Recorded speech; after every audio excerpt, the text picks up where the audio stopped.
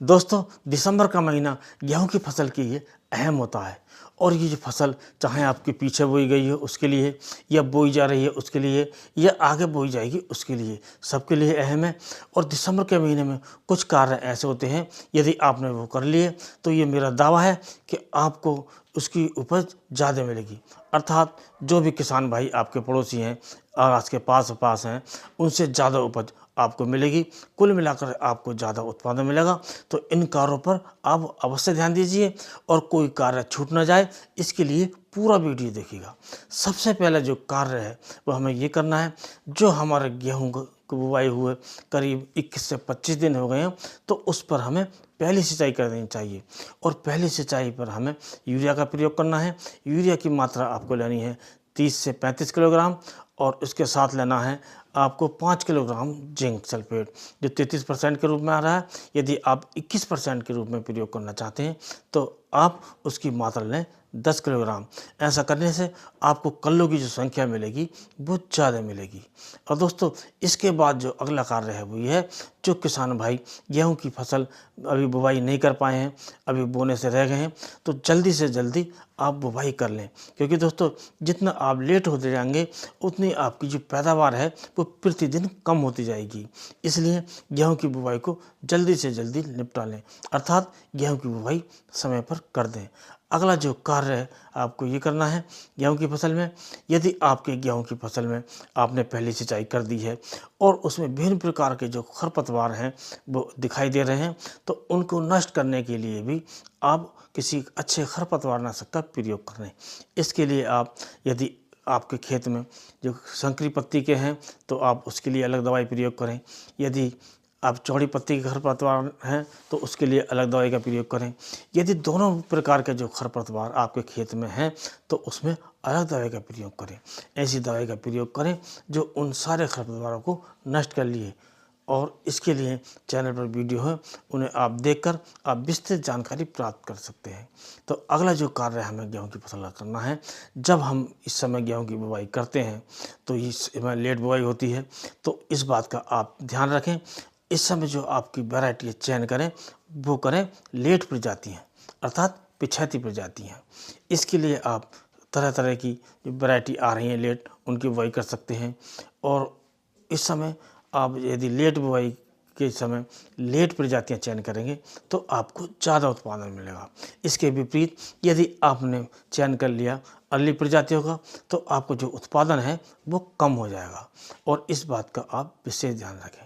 अगला जो कार्य है वो ये है कि जिन खेतों में पानी लग गया है और उसमें कल्लों की संख्या दिखाई नहीं दे रही है या कम दिखाई दे रही है, तो उसके लिए भी आप कुछ कार्य करें।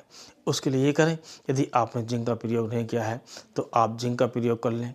यदि आपने उसमें ह्यूमिक एसिड का प्रयोग कर लें तो इनमें से कोई एक का प्रयोग कर लें।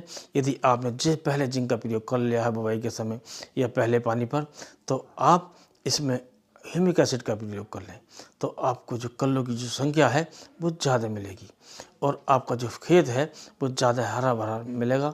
और दोस्तों, अगली बात यह है कि आप जब बुवाई करते हैं तो जो पिछैती जब बुवाई करते हैं और उस समय हमारा जो समय है थोड़ा लेट हो जाता है, तो इसके लिए आपको चाहिए, यदि आप ज़्यादा लेट हो गए हैं तो आप इस बात को ध्यान रखें कि गेहूँ को आप पानी में डाल कर रखें और पानी से निकाल कर छाया में सुखाकर उनकी बुवाई करें। और इनकी बुवाई जो करनी है केवल छिटक विधि से करनी है, क्योंकि ये जो बीज हैं नाजुक हो जाते हैं पानी में डालने के बाद, तो इन्हें मशीन में डालकर प्रयोग ना करें, क्योंकि मशीन में डालने से इनके कटने का भय रहता है। ऐसी स्थिति में ऐसा प्रयोग तभी करें जब आप ज़्यादा लेट हो गए हैं। और यदि आप दिसंबर के 25 दिसंबर या उससे पहले बुवाई कर रहे हैं तो आपको बुवाई सामान्य रूप से सूखे बीज की करनी चाहिए। और दोस्तों, अगला जो कार्य है वो आपको ये करना है कि बुवाई से पहले आपको बीज शोधन अवश्य करना है। क्योंकि दोस्तों, जब हमारा बीज लेट हो जाता है तो उसमें अंकुरण की संभावना कम होती है, अर्थात उसका जमाव कम आता है। तो इसके लिए आप किसी अच्छी फफूंदीनाशक का प्रयोग करें। इसके लिए आप कार्बन लेकर, जो 50% WP के रूप में आती है, उसे 2 ग्राम प्रति किलोग्राम बीज में मिलाकर आप प्रयोग करें, जिससे बीज शोधन हो जाएगा। इससे फ़ायदा ये होगा कि आपका जो बीज है ज़्यादा नमी से गलेगा नहीं और कुल मिलाकर उसका जो अंकुरण है वो ज़्यादा आएगा, अर्थात आपका जो जमाव है वो ज़्यादा आएगा। कुल मिलाकर आपको ज़्यादा उत्पादन मिलेगा। और दोस्तों, बाद में यदि आपकी फसल पीली दिखाई देती है और कल्लों की संख्या भी कम दिखाई देती है, तो आपको चाहिए कि आप प्रति एकड़ 1 किलोग्राम NPK 19-19-19 या 20-20-20 जो भी आपको समय पर मिल जाए, और इसमें 150 ग्राम जिंक जो EDTA होती है, चिलेटेड रूप में आती है, उसका आप प्रयोग कर सकते हैं। और इसका स्प्रे में प्रयोग करें, 150 लीटर पानी में घोलकर आप इससे प्रयोग करें तो आपको ज़्यादा फ़ायदा मिलेगा और इससे कल्लों की संख्या बढ़ेगी और जो पत्तियों पर हरियाली आएगी और पीलापन दूर होगा और पौधों में फोटोसिंथेसिस की क्रिया तेज होगी।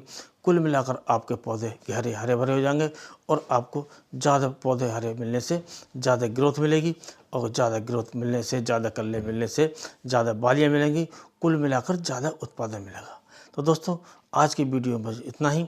यदि आपको वीडियो पसंद आया हो तो वीडियो को लाइक कीजिए, दोस्तों में शेयर कीजिए, चैनल को सब्सक्राइब कीजिए और इस वीडियो के बाद अगले वीडियो में मिलते हैं किसी नए टॉपिक के साथ। तब तक के लिए नमस्कार।